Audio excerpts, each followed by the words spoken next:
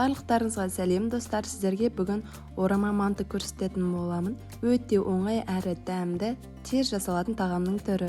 Каналымызға тіркеліп, лайк басып қолдау көрсетуді ұмытпаңыздар. Алда талай қызықты рецепттермен бөлісетін боламын. Ал қажетті заттардың мөлшері описанияда және видеода жазылған. Тамағымызды бастамас бұрын ең алдымен қамырын дайындап аламыз. Ол үшін електен өткізілген ұнымызға тұзымызды суға салып, сол сумен қамырымызды елеп аламыз. Еленген қамырымыз өте жұмсақ болмауы керек, орташа қылып елесеңіздер жақсы.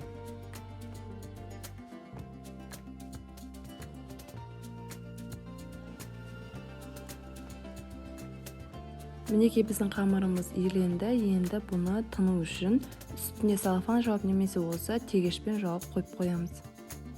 Ортаға 10-15 минут тындырып отырып 2-3 рет басамыз.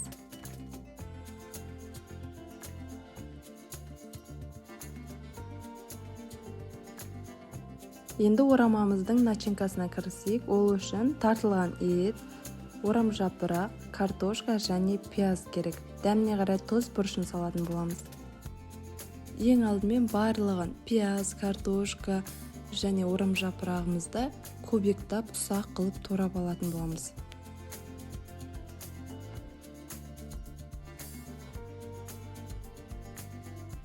Каналымыздан қандай рецепттер көргіңіз келеді, комментарий бөліміне жазып кетсеңіздер болады.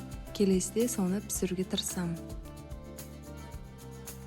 Мінекей картошкамызды дәл видеодағыдай ұсақ етіп турап шығамыз.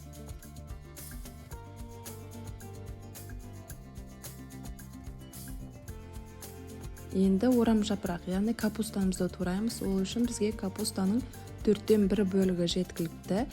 Өте көп қосудың қажеті жоқ.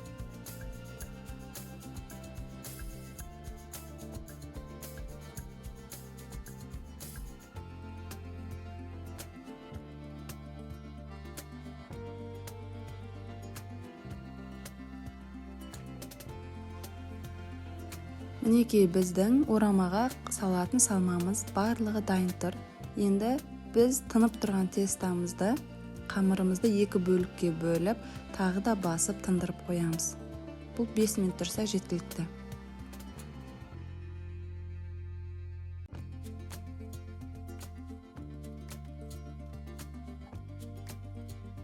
Тестамыздың беті күйіп кетпеу керек, сондықтан салфанмен немесе тегешпен жауып қоямыз. Енді барлық салманы бір ыдысқа салып араластырамыз. Үстіне дәміне қарай тұз, қара бұрыш қосамыз.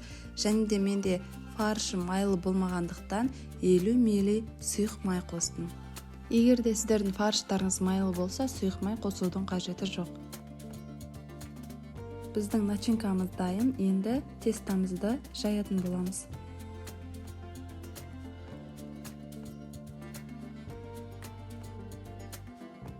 Бастапқыда ұнды молырақ сеуіп, осылай жұдырықтың көмегімен басып жайып аламыз. 1-2 рет, одан кейін оқтаудың көмегімен жұп-жұқа қамыр жаямыз.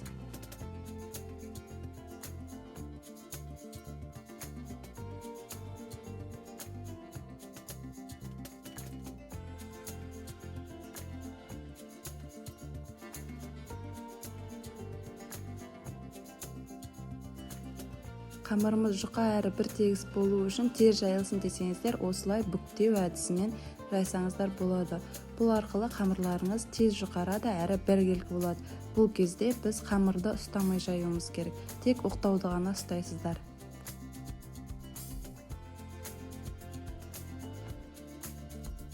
Біздің қамырымыз дайын болды. Осындай жұқалықта жайылады. Енді мантаваркамыздың табағын сұйық маймен майлап шығамыз.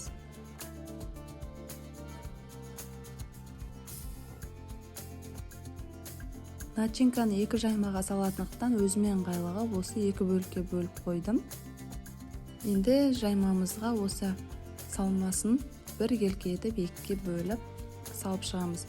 Ортасынан пышақпен кесіп алып, 2 бөлек орамамызды 2 табаққа саламыз.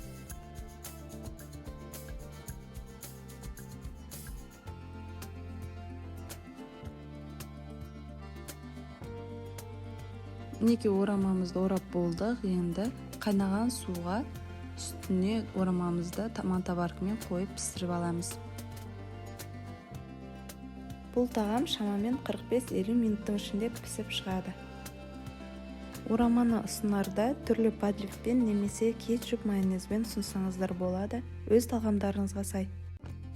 Мінекей біздің өте дәмді, оңай жасалатын орама мантымыз дайын болды. Сіздермен болған Альмира. Сіздерге ас болсын. Каналымызға тіркеліп, лайк басып, қолдау көрсетуді ұмытпаңыздар. Алда талай қызықты рецепттермен бөлісетін боламын.